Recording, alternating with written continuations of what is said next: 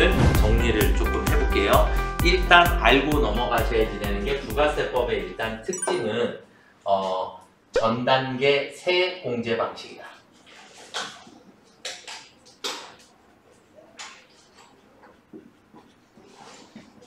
전 단계 세액 공제 방식이다. 전 단계 거래액 공제 뭐 이런 게 아니라 전 단계 세액 공제 방식이다. 그래서 매출세액에서 매입세액을 빼서 우리가 산출세액을 계산한다 라는 거 알아두시면 되겠고, 그 다음에 우리는 소비지국 과세 원칙이다.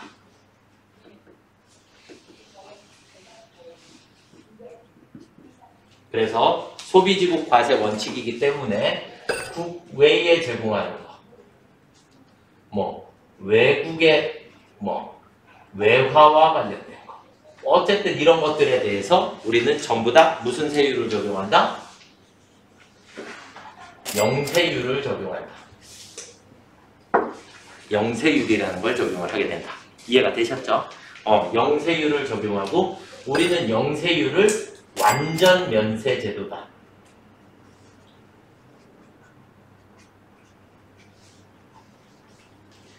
라고 얘기를 하고, 그 다음에 우리는 면세라고 하는 제도가 있더라.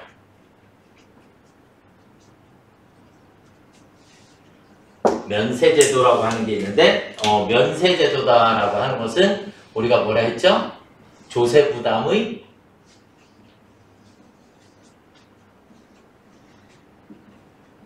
역진성을 완화시킨다. 완화시키는 거고, 면세다라고 하는 것은 우리가 기본적으로 농축수임산물,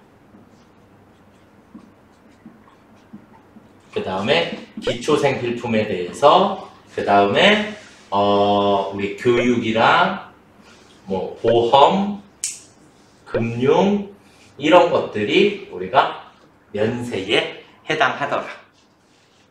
이해가 되시죠? 요 정도가 일단은 부가세법의 기본 특징을 여러분들이 조금 알고 계셔야 되고, 자, 그 다음은 이제 부가세의 납세 의무자는 두 사람이 있어요. 첫 번째 하나는 사업자, 그리고 재화를 수입하는 자. 이렇게 둘이 부가세법의 납세 의무자가 되고, 자, 그리고 과세기간은 무조건 우리가 어떻게 외우냐? 개업일부터 폐업일까지를 과세기간으로 하고 있다. 이해가 됐나요? 그리고 이 안에서 우리는 1기, 2기 이렇게 나눠주지요. 맞죠? 1기, 2기 이렇게 나눠주시는 거고, 그 다음에 간이과세자는 무조건 1월 1일부터 12월 31일까지가 과세기간이 됩니다. 이해가 되셨나요? 자, 그리고 이제 우리는 또 사업장, 어디를 사업장으로 볼 거냐 라고 하는데, 사업장은 우리가 법인은 무조건 등기부상 소재지,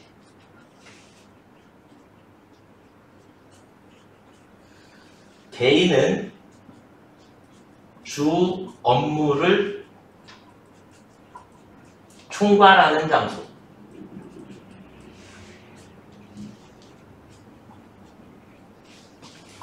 그리고 부동산 임대업은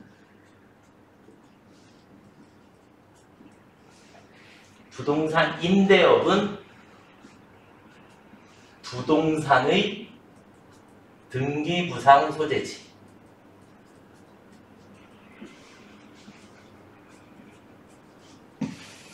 요 정도만 일단 외우시면 부가세법의 일단 기초적인 정보는 여러분들이 알고 있는 것이다 라고 보시면 되겠고, 자, 그 다음에 이제 부가세법의 과세거래에 해당하는 거, 과세거래는 몇 가지가 있더라? 3가지가 있더라. 재화의 공급, 용역의 공급 그리고 재화의 수입이 있더라. 맞죠? 자, 그 다음에 재화의 공급은 내가 재화를 인도했을 때, 용역의 공급은 영무의 제공이 완료되었을 때를 공급 시기로 한다. 재화의 수입은 세관장이 수입 신고 수리했을 때, 수리일을 과세기간으로 한다. 이해가 되셨나요?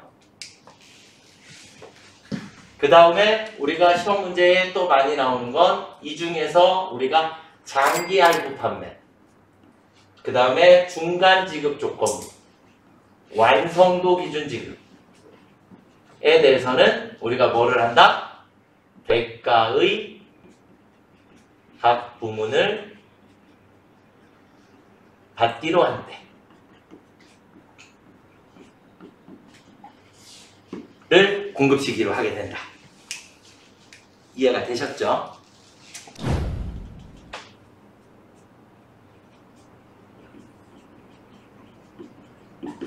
재화의 공급으로 보지 않는 것 외우셔야죠.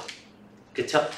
재화의 공급으로 보지 않는 것. 그래서 담보의 제공, 그 다음에 사업의 포괄적 양도, 그리고 조세의 물납,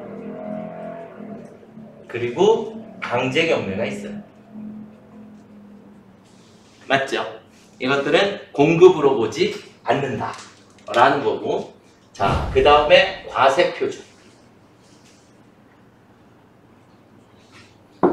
과세표준의 첫 번째, 포함해야 하는 거.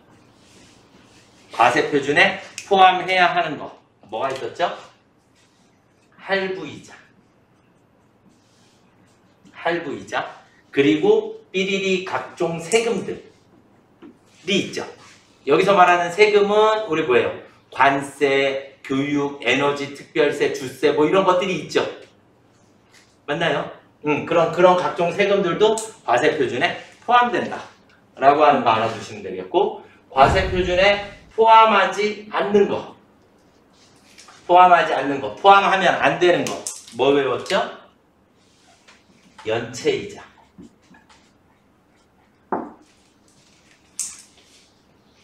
맞나요? 연체이자는 우리 과세표준에 포함하지 않는다. 자, 그 다음에 과세표준에서 공제하지 않는 거, 과세표준에서 빼면 안 되는 거, 과세표준을 건드리면 안 되는 거, 그거 뭐였죠? 우리가 판매장려금, 하자보증금, 대손금. 그래서 판매, 하자, 대손 이렇게 세 가지가 세트. 이해가 되셨습니까요? 네. 이 정도 알아두시면 과세표준까지 기본적인 정리가 끝나게 되고, 자, 그 다음에 우리 시험 문제에 나오는 게 영세냐 면세냐. 면세에서 우리가 암기해야 할 것들이 몇 가지가 있어요. 그쵸? 그래서 면세에서는 우리가 아까 좀 앞에서도 면세 간단하게 했지만, 우리가 일단 농, 축, 수, 임산물이 있고, 교육, 그 다음에 도서, 그리고 화환, 금융, 보험 이런 것들이 면세에 해당한다. 그렇죠? 자, 그리고 면세에서 여러분들이 또 따로 추가로 외워주셔야지 될 게 역액운송이에요. 역액운송은 면세가 있고 과세가 있어요. 면세가 있고 과세가 있는데, 면세에 해당하는 건 뭐뭐뭐? 시내버스, 시외버스, 지하철이 면세고, 나머지 거의 대부분은 다 과세더라. 대표적인 게 일단 택시, KTX, 항공기, 등등등. 그리고 전세버스.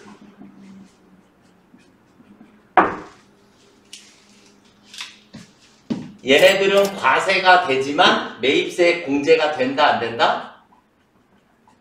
매입세 공제가 되지 않는다. 전세버스만 매입세에 공제가 가능하더라. 이해가 되시나요? 그쵸? 이렇게 보시면 되겠고, 그 다음에 주택 무조건 면세입니다. 아시겠죠? 주택 무조건 우리가 면세다.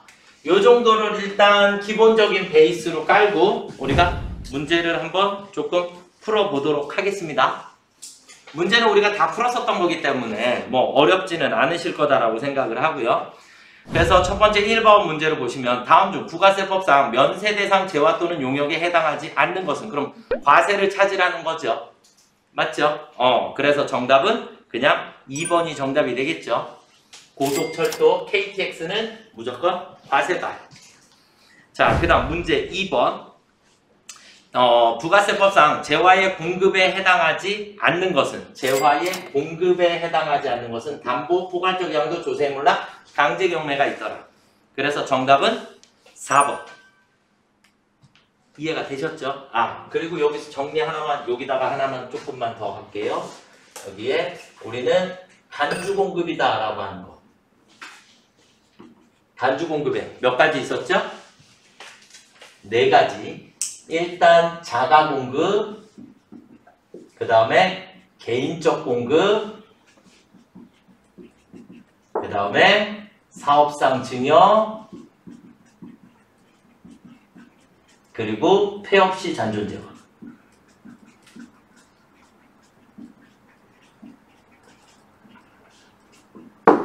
이렇게 4가지는 단주 공급에 해당하고, 원칙은 단주 공급은 무조건 뭐다? 과세가 원칙이다. 부가세를 내야 한다.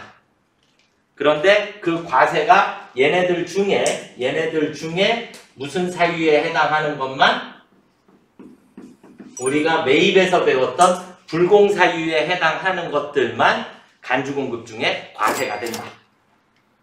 이해가 되셨죠? 그쵸? 그래서 불공사유에 해당하는 접대비, 승용차, 사업과 관련 없는 면세 사업과 관련된 토지와 관련되어 있는 매입세액들에 해당하는 것들만, 우리가 불공사유에 해당하는 것만 과세 대상이 된다. 이해가 되셨죠? 네, 이렇게 일단 알아두시면 좋을 것 같습니다. 그래서 자가공급 사업상 증여, 2번 문제에 자가공급 사업상 증여는 단주공급에 해당하는 겁니다. 이해가 되셨죠? 네.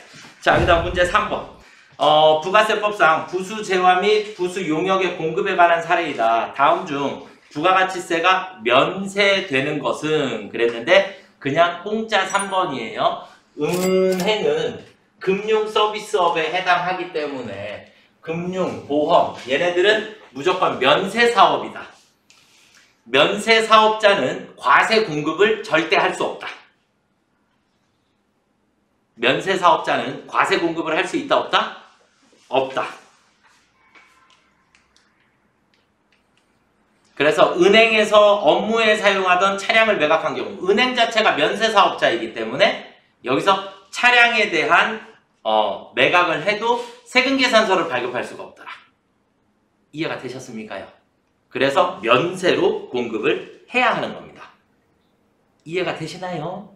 네. 문제 4번으로 넘어가면 다음 중 부가세법상 용역의 공급에 해당하지 않는 것은, 그랬는데 건설업은 대표적인 용역이다라고 했어요.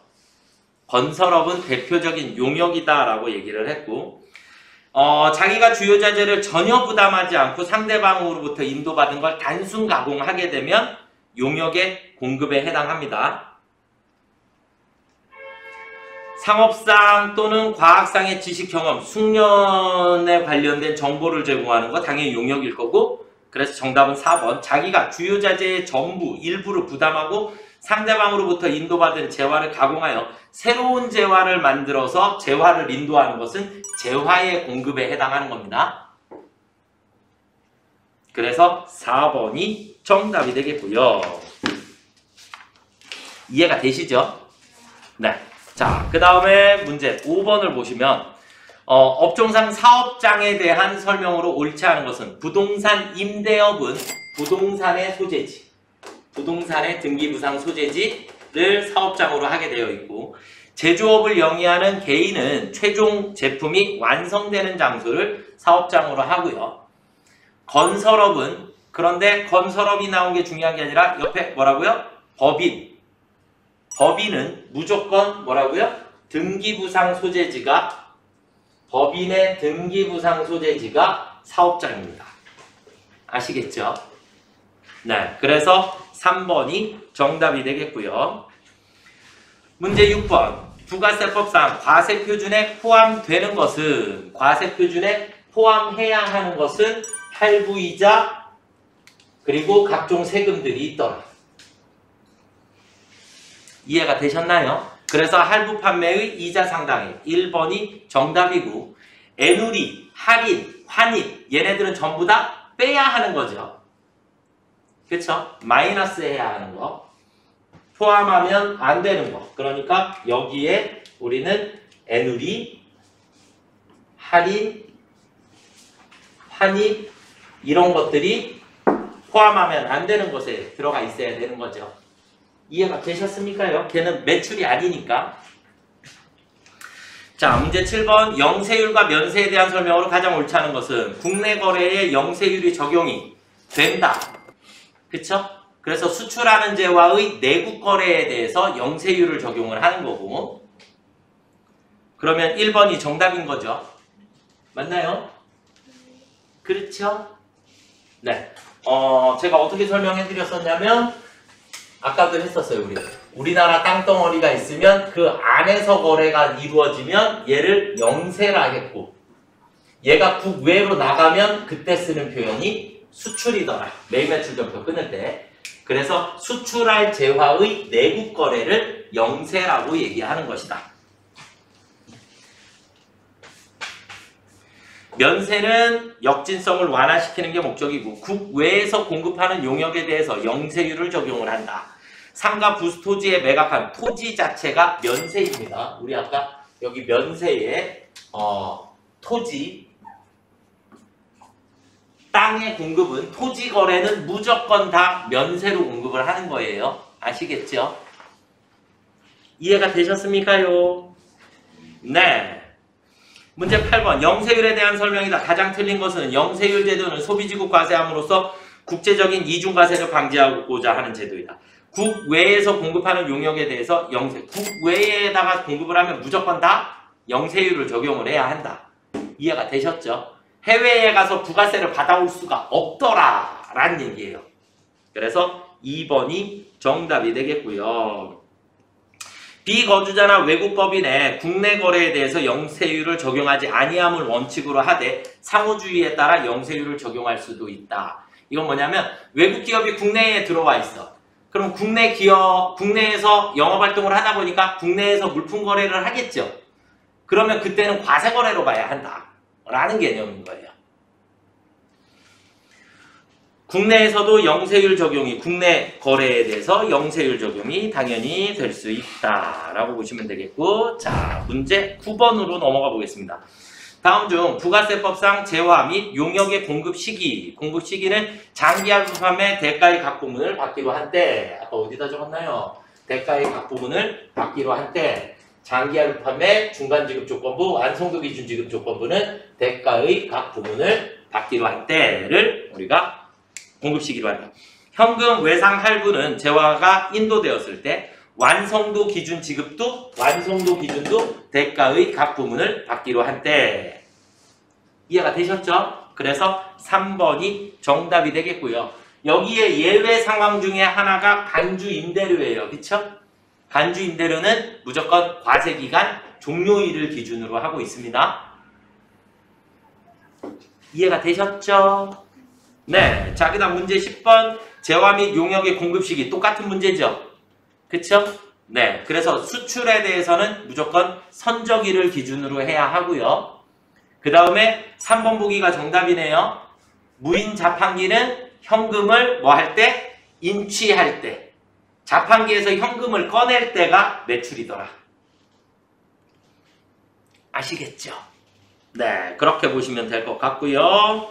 자, 그 다음에 11번. 부가세법의 환급. 자, 이제 우리는 부가세법의 환급은 종류가 몇 가지로 나누어지더라? 두 가지로 나누어지더라. 일반 환급이라는 게 있고 조기 환급이라고 하는 게 있더라. 맞나요? 그래서 일반 환급은 무조건 언제 환급돼요? 확정신고 기한 경과 후 며칠? 30일. 아시겠죠? 그 다음에 조기 환급은 며칠 이내에? 매월 혹은 매 2월 단위로 조기 환급 신청을 할 수 있고 신청기간 경과 후 며칠 이내에? 15일 이내에 환급되어야 한다. 이해가 되셨나요? 자, 조기 환급 신청을 할 수 없는 월. 조기 환급은 3, 6, 9, 12월은 조기 환급 신청을 할 수 없습니다. 아시겠죠? 3, 6, 9, 12는 조기 환급 신청할 수 없는 달이고요. 조기 환급에서 조기 환급은 누가 조기 환급해요? 영세율 적용 사업자하고 그리고 신규 설비 투자한 사업자. 신규 설비 투자를 한 사업자가 조기 환급 신청을 할 수 있습니다. 이해가 되셨죠? 네. 그 정도 알아두시면 될 것 같고요. 자, 그 다음은 우리 간이과세자에 대해서. 간이과세자는 일단 우리가 공급 대가의 합의